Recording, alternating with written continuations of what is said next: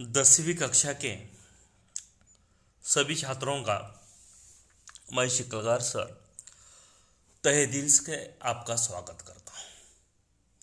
छात्रों, हमने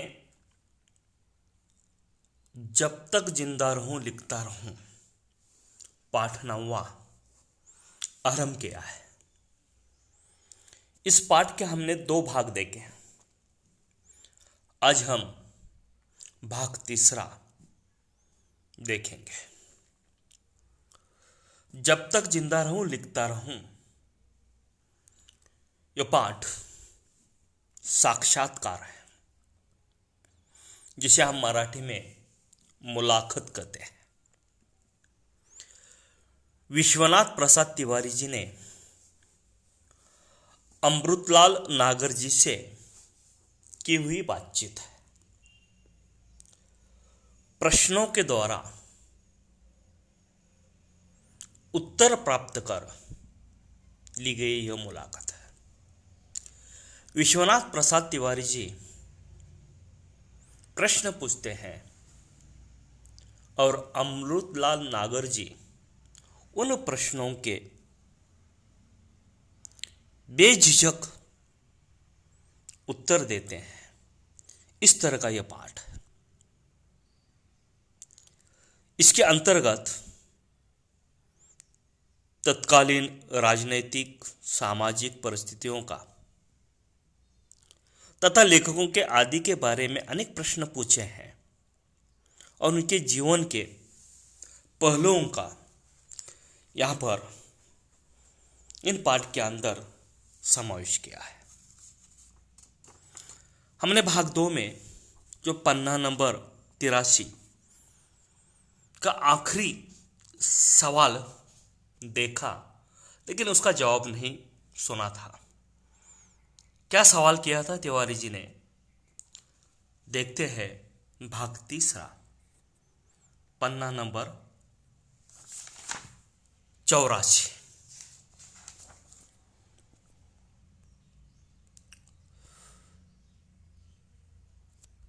तिवारी जी ने प्रश्न पूछा था नागर जी से कि नागर जी, आप अपने समय के और कौन कौन से लेखकों के संपर्क प्रभाव में रहे। और यहां पर हम भाग 2 पर रुके हुए थे। उन्होंने पूछा था कि आप कौन कौन से लेखकों के संपर्क में, यानी आपके समकालीन लेखकों के संपर्क में रहे थे। इसका जवाब नागर जी ने दिया। छात्रों, आपको अपनी कापियां निकालनी होगी, किताब सामने रखिए और जो नए शब्द है, कठिन शब्द है, उनके अर्थ मैं लिखवा कर दूंगा या कहूंगा आपको लिखवा कर लेने हैं। तो उन्होंने जवाब दिया कि जगन्नाथ दास रत्नाकर किन किन के प्रभाव में थे। जगन्नाथ दास रत्नाकर, गोपाल राय गहमरी, प्रेमचंद, किशोरीलाल गोस्वामी, लक्ष्मीधर वाजपेयी आदि के नाम याद आते हैं। यानी नागर जी इन लेखकों के संपर्क में थे। जगन्नाथ दास रत्नाकर, गोपाल राय गहमी, प्रेमचंद, किशोरीलाल गोस्वामी या लक्ष्मीधर वाजपेयी जी के। माधव शुक्ल हमारे यहां आते थे। वे अजानुबाहु थे।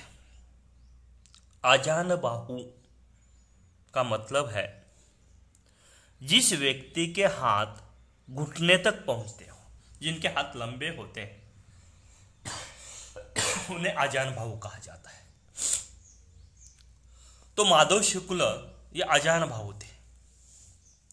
ढीला कुर्ता पहनते थे और कुर्ते की जेब में जलियांवाला बाग की खून सनी मिट्टी हमेशा रखे रहते थे।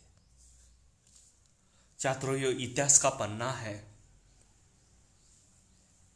जो जलियांवाला बाग का हत्याकांड हुआ था,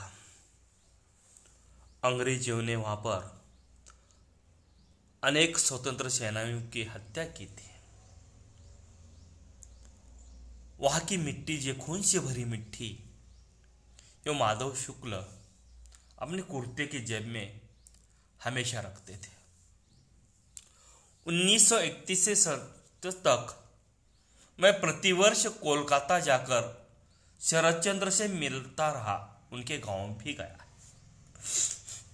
वे कहते हैं कि मेरे जो समकालीन लेखक हैं उनमें से जो कोलकाता में शरद चंद्र रहते थे उनसे मैं मिलता रहा, उनके गांव भी गया था।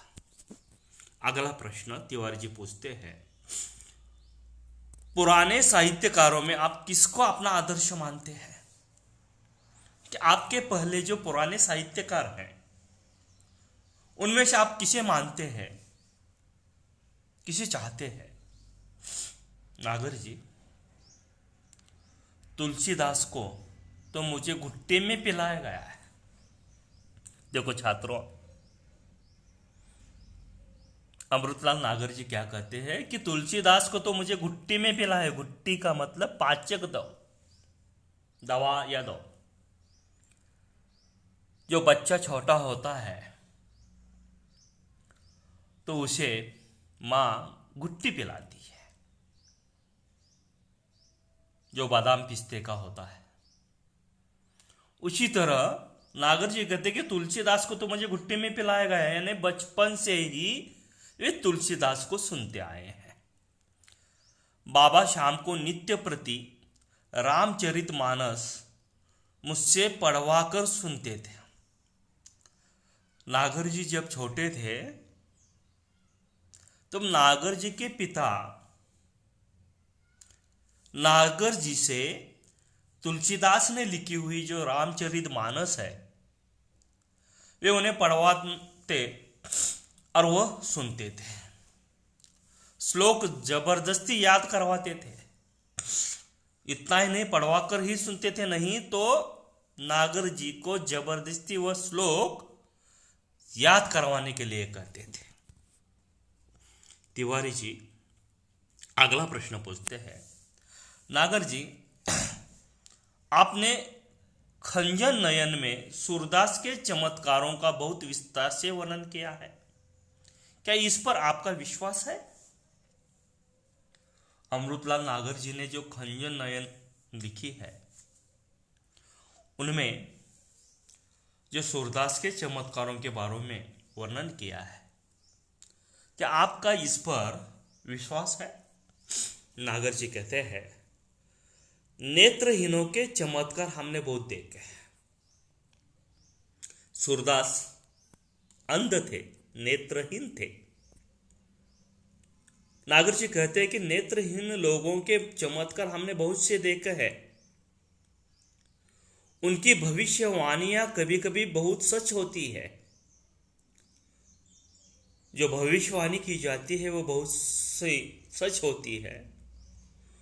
सूर्यपंच शती के अवसर पर काफी विवाद चला था कि सूर्य जन्मांध थे या नहीं।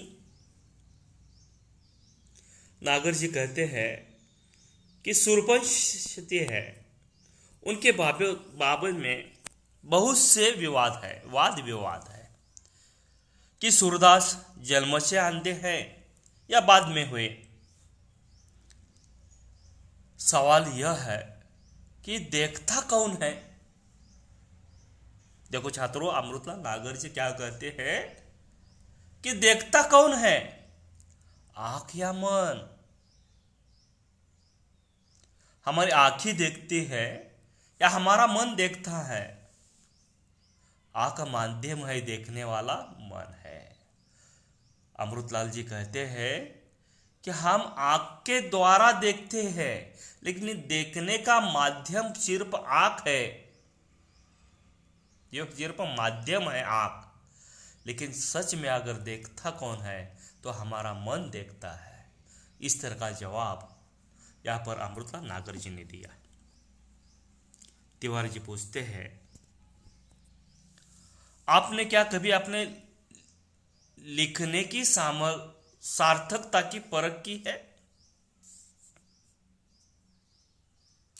सार्थकता का मतलब है उपयोगिता, परख यानी जांच पड़ता। आपने जो लिखा है इसकी कभी सार्थकता आपने की है, परख की है? नागर जी कहते हाँ, मेरे पास बहुत से पत्र आते हैं। मेरे उपन्यासों के बारे में खास तौर से जिनसे पाठकीय प्रतिक्रियाओं का पता चलता है। हाँ, मुझे जो मैंने लेखन किया है उसके ऊपर मुझे प्रतिक्रिया आती हैं। जो पाठक पढ़ते हैं उनकी प्रतिक्रिया आती है, उस पर मैं जांच करता। तिवारी जी, नागर जी, आपने भ्रमण तो काफी किया है। भ्रमण करना, घूमना, आपने बहुत सा भ्रमण किया है, घूमे हैं, फिरे हैं। उसका जवाब देते हैं नागर जी, हाँ, पूरे अखंड भारतवर्ष का, मैंने अखंड भारतवर्ष का प्रवास किया है। पेशावर से कन्याकुमारी। भारत स्वतंत्र होने से पहले जो पाकिस्तान भी भारत में था, इसलिए वो कहते हैं कि अखंड भारतवर्ष, यानी पेशावर से लेकर कन्याकुमारी तक और बंगाल से लेकर कश्मीर तक, इन यात्राओं का यह लाभ हुआ कि मैंने कैरेक्टर यानी चारित्र, जो कहते हैं कैरेक्टर, चारित्र बहुत देखे। घूमने फिरने से इंसानों का परिचय हुआ और उन्हें कैरेक्टर मिलते चले और उन्हीं के ऊपर उन्होंने लिखान किया। उनके मनोविज्ञान को भी समझने का मौका मिला और घूमते फिरते समय जो व्यक्ति, जो कैरेक्टर मुझे मिलते थे, उनके मनोविज्ञान का भी अभ्यास मुझे होने लगा। इस तरह यहाँ पर उन्होंने जो भ्रमण के दौरान जो जो कैरेक्टर मिले, चरित्र मिले, उनके बारे में यहाँ पर उन्होंने बताया। अपने समय के लेखकों में आप किसे पसंद करते हैं? हमने पीछे देखा कि उनके समय के लेखक कौन कौन से हैं, लेकिन यहाँ पर तिवारी जी कहते हैं, उन्होंने पूछा कि जो आपके समय के लेखक हैं उनमें से सबसे पसंद आपको कौन कौन से हैं? नागर जी बड़ी खूबी से इसका जवाब देते हैं, अगर दिल से पूछो तो एक ही आदमी उसे बहुत प्यार करता हूं, वह है रामविलास शर्मा। प्रभात कुमार मुखोपाध्याय का संग्रह देसी और विलायती अगर मिल जाए तो फिर पढ़ना चाहूंगा।